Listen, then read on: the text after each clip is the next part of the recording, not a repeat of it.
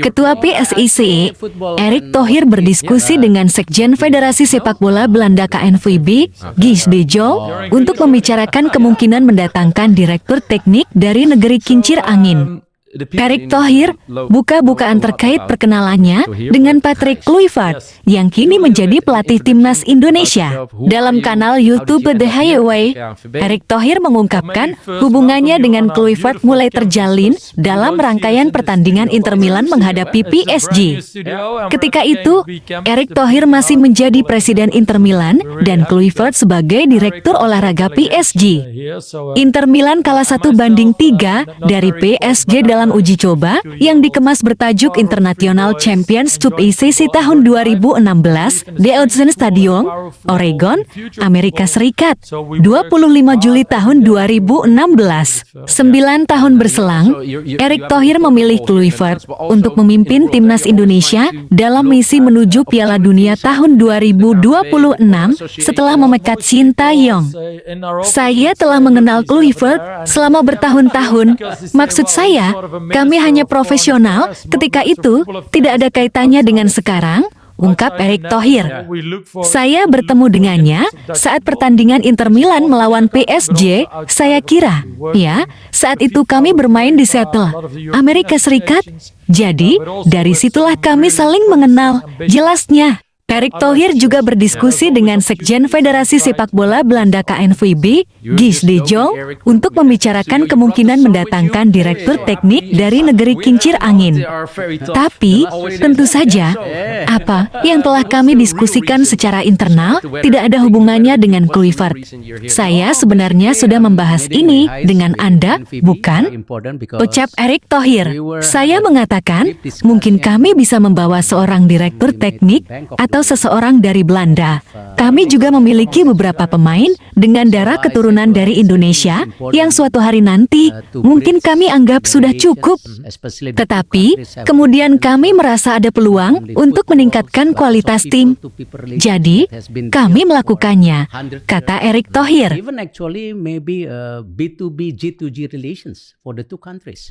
Because we have that relations, but we need to start building. But of course, in my terms at this moment, football, so we are discussing how we can improve the relations, but at the same time, we want to learn from KNVB, because a lot of changing going on the last 2 years in Indonesians.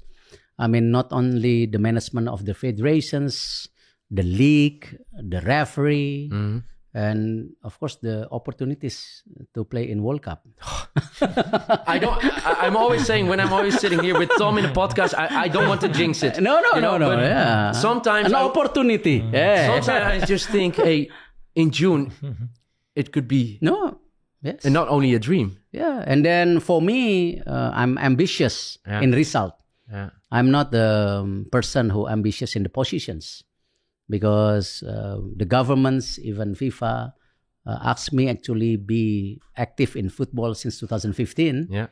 But of course, I keep denial because because I was that time I'm still busy with my own business, right? Yeah. Inter Milan, DC United, and so on. So I see, well, the momentum is right now. That's good. So this is why, despite we have a golden generations with our players, the Indonesians. Yeah.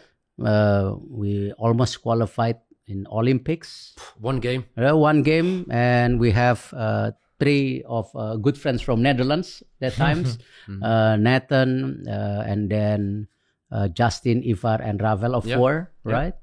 And now I think with the senior, I think you never know, huh? I mean, if we can play well for the next 4 games, not easy, will be tough games, but you have to giving the best that we can. Yeah, we'll dig into the momentum. The momentum. Talking about the momentum. The momentum is hot at the moment because you appointed a new head coach, Patrick Kluivert, who has. I'm seeing him soon.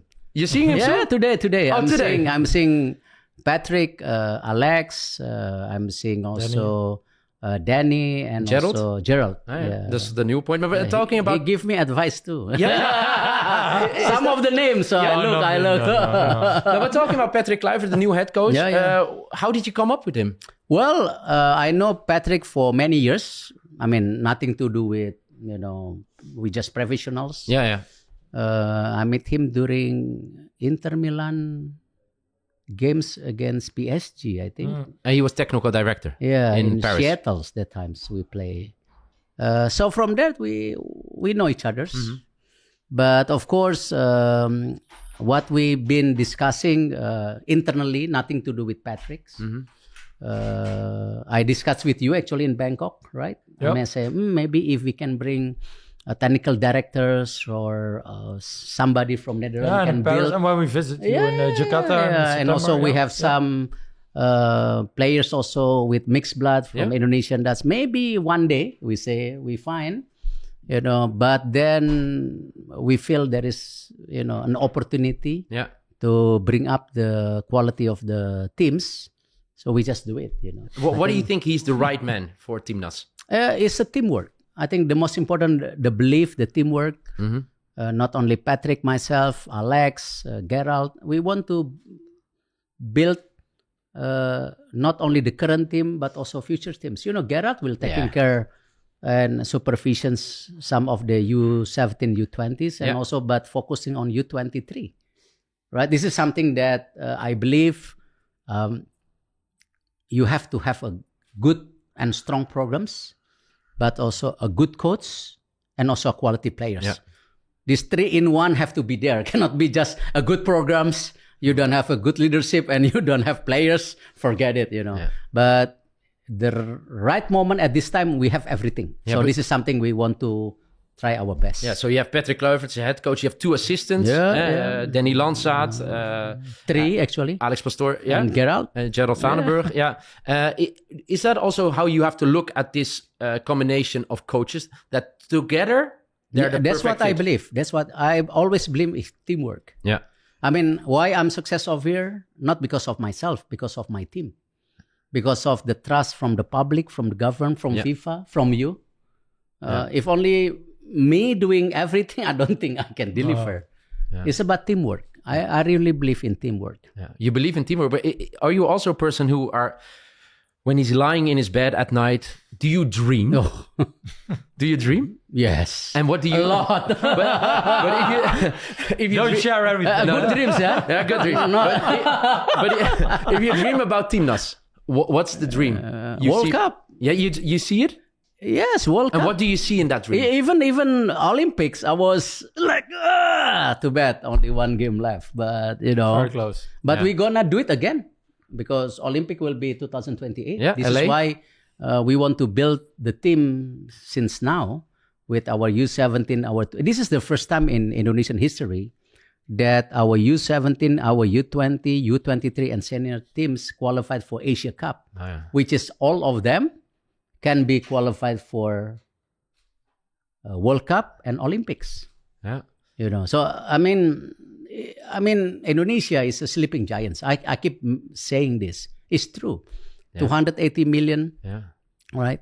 Football is a passion there. Number 1 sport. Oh, it's unbelievable. The passion of the people. Our in the stadium. our economy grow like this, right? So I think. But this is why you can't name it sleeping anymore. No, but they're awake. It's true. They're awake. They're awake. Yeah, well, thank you. and improving. So that's That's why we want to learn from him a lot, from KNVB, but especially the grassroots. The grassroots very we important. discussed this morning. Yeah. Yes. But you became president of the PSSI. And when did you come up with the idea about adding players or to naturalize players with a Dutch background? We have a long history with naturalizations, actually. Even 3-4 presidents before me. So it's nothing new. Yeah. But what I'm trying to fix about the naturalizations is the quality of the players that we naturalize and also nationalism. Yeah. They really feel it, right? Yes. We don't just bring anybody. I really believe the heart, the mind, have to be present together. I never forget, I think it was, maybe it was his first game for Timnas from Tom Haaien. And after the game, you remember that? Yes. He met his father in the stands and they both started crying. Yeah. Hey, that was, when I saw that video, I think that describes what you're trying to say is it really feels something in the heart for players. I want to bring everybody, when come to the games, not only the players, the coach, the supporter has been supporting a lot. They bring their heart to the stadiums. You know, I think this is the different values that we try to build. Yeah. The nationalism be part of the entertainments and the games at the same times, you know. I want to dig in a little bit into your relationship, because I think I spoke to you and you said the first time I met Eric, there was directly chemistry. I think it was in Bangkok you met for the first time. Well, it was Bangkok, definitely. And I think we met for, I think it was planned for 50 minutes or half an hour. And I think we stayed 1 hour or something. But it for me, it was, I traveled to Indonesia for holidays and stuff like that in the past. So, but I never thought about it. And we also did some small stuff like on world coaches, coach education, small things in the last 20 years. But I never saw the big potential. And I think within an hour, we saw so many opportunities that, was great. And to be honest, we discussed this morning about the welcome. I think every time we meet, new ideas, new things, and more people joining. So it's growing, Yeah, because you were in Jakarta last year, right? Last September, we were there with a delegation. We signed, then we sent a team. We signed an MOU. We sent our women's team here. The women's team. That was the first one afterwards. Played on esports already together. Esport together. It's starting to move, and that's great. It was 2013 when the men's team played in Jakarta, right? Yeah. It's really long time ago. No? 13 June, I think. It was the summer tour before the World Cup, I think. With Louis the van year Gaal. before. So is that something you're also working on in the future? You think both countries have to play? Some of the discussion we have. We discuss it a lot, but it's not easy with the match calendar, of course. And it would be good, but it's also with the time zones. But I think would be great. But what we discussed in our MOU, I think especially on the national team match, there are a lot of other national teams. So we did the women's team, we did esports, a lot of the youth teams, so a lot of futsal, so a lot of opportunities where we can still grow. Just champions like with futsal, right? In After Asia. 14 years, right? Our futsal teams, futsal, I saw it. become a champion. And we joined World Cup, so could be a good opportunity. Because what I'm asking, there, of course, with the historic relationship between the Netherlands and Indonesia, there's something, more than just playing a game against each other. I'm always very curious when I see that they're so loyal, the Indonesian fans, when they're watching Holland. Yes. Why is that? Is that from the historical history, part? the cultures, even a lot of language.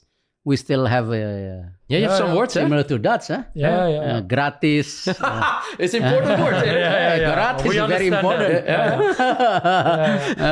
But he also had some players with Indonesian roots, of course, in our national team, and so I think that's also why there's a lot of energy around it. And look at the league now. Indonesia is on air. On televisions. And the matches of Timnas are broadcasted here. So they're live on it's ESPN starting to now, work. right? It's starting to work. Good. So you guys met like in Bangkok for the first time, have seen each other over the last year. Have you already started with the relationship, working on stuff together? We signed the MOU in September. So that last year, was on 3 things. So it was on national teams where we started.